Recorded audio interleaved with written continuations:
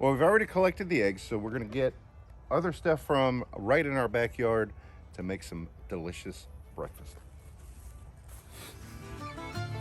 Garlic chives.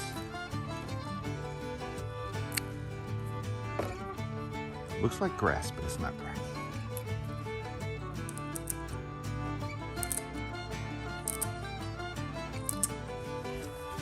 Green onions.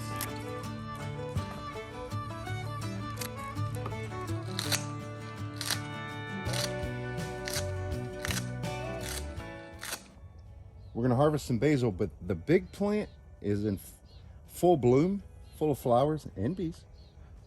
So the flowers make the leaves less potent, less flavorful. Fortunately, because it's in flower, it has dropped seed, and all of these little plants here are basil. So I'm just gonna grab one.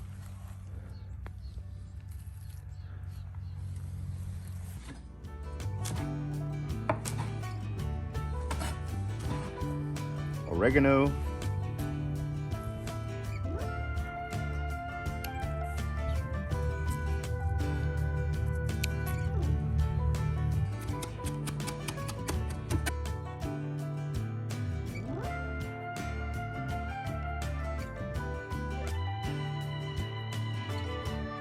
Malabar spinach is a hot weather spinach, which means it's just about done for the season.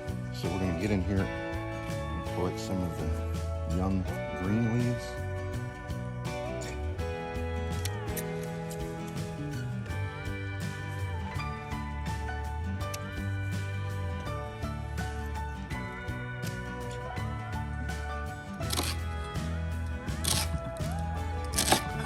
Gonna grab a Marconi pepper. This guy's almost done for the season too.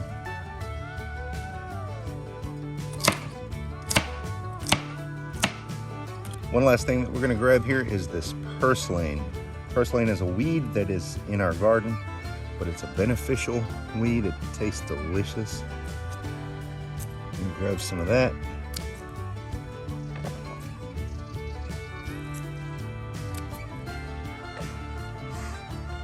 This just grows wild here.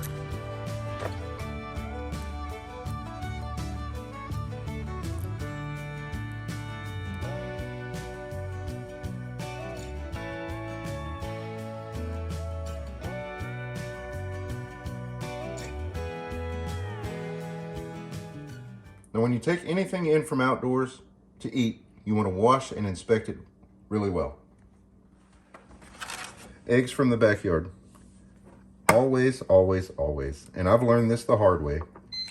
Break your egg in its own container, one at a time. Once you know that the egg is good, then you put it in there so that you can put them all together. There's nothing ruins your appetite worse than breaking an egg and finding out it has a pulse. These are fresh eggs. 3 of these were collected this morning. I'm using 6 today. And I know because we collect anywhere from 1 to 3 eggs a day, I know that all of the eggs that I'm using are less than a week old. This is some butter that we had canned. If you want to learn how to do that, we have that in a video up in the top corner now.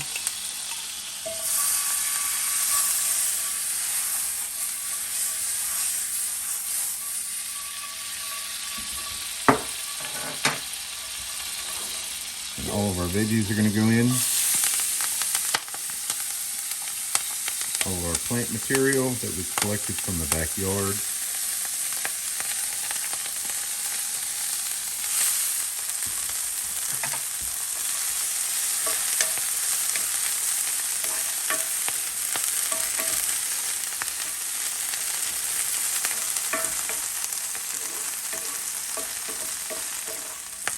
Okay, so what I'm going to do now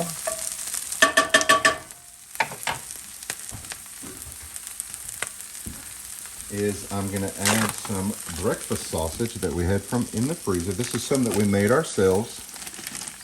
Last year we were involved in a pig share. So a friend of ours raised some pigs, and we went and helped to slaughter. And some of the meat that we got, we ground it up, spiced it, and made our own breakfast sausage. 4 families split the cost of 2 hogs. 2 pigs, yeah. Two hogs. And 4 families. Every family got half a hog. And I'm just breaking that up to where it's going to end up like a crumble. And here I need to go ahead and increase my heat. Making sure that I move the greens as well.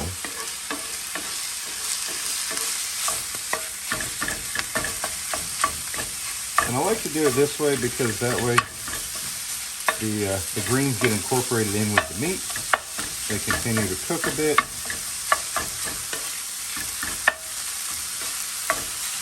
The flavors from the greens sort of absorb into the meat. Now that the meat is nice and brown, I'm going to push it all around to the sides here.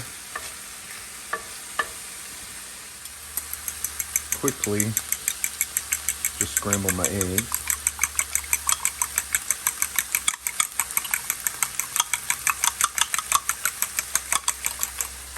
I'm going to take a little more butter, and I'm going to put it right here in the center just to try to keep the eggs from sticking.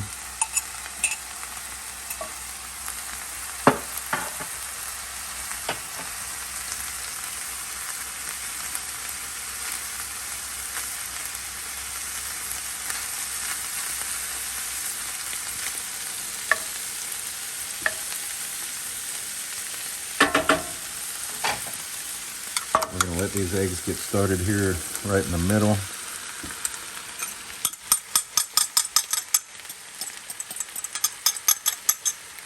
We'll give them a few seconds without moving them. That helps to keep them from sticking.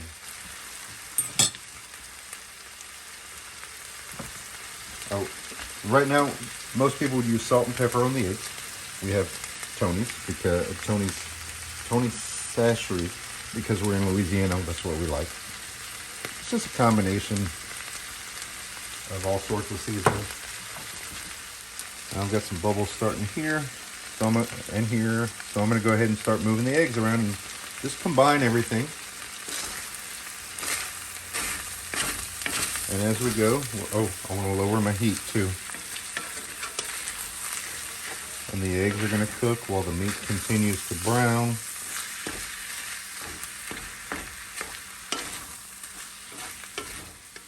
See how it's still glistening? The eggs aren't quite done. That's where I want to stop, because with the residual heat from this cast iron pan, things are going to continue to cook, and you don't want things to overcook.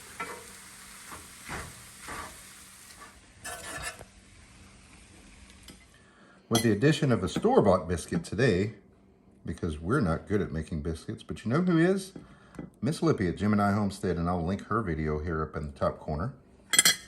I'm just going to add a little of this butter right in the center to melt. Oh, so good. And you can't forget the honey from our backyard.